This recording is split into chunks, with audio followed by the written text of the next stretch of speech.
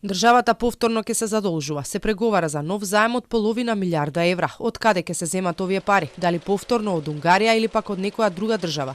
Премиерот Мицкоски не сакаше да открие кусо. Одговори дека станува збор за европска земја, а од средствата повторно бенефит ќе имале општините, каде изминатиот период се вбризгаа милиони. Набргу денеска ќе ги финализираме преговорите за отприлика половина милиарда евра.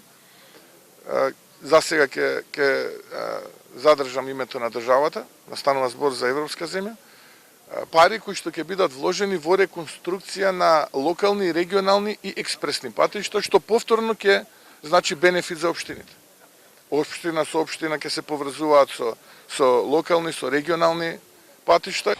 Минатата година државата зема заем од 1 милиарда евра од унгарската влада со камата од 3,25%. Со 500 милиони евра се врати евроврзница земена уште во 2017-та.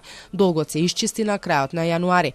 Останатите 500 милиони евра се поделија. 250 милиони отидоа кај општините за капитални инвестиции, а останатите 250 милиони им се дадоа на располагање на стопанството. Но околу овие пари со месеци се водеа преговори со банките за тоа по која камата ќе им ги даваат пари на фирмите.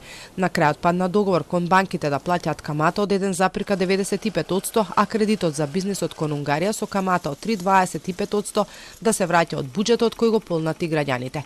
Парите можат да ги користат за производство опрема, но и за изградба на трговски центри, а можат да инвестираат и во фотоволтаици. За општините, освен овие 250 милиони евра, се обезбедија средства и од буџетот со ребалансот. Сега останува да се види колку од овие милиони кои им се оставија на располагање на општините, но и на компаниите, ќе се искористат.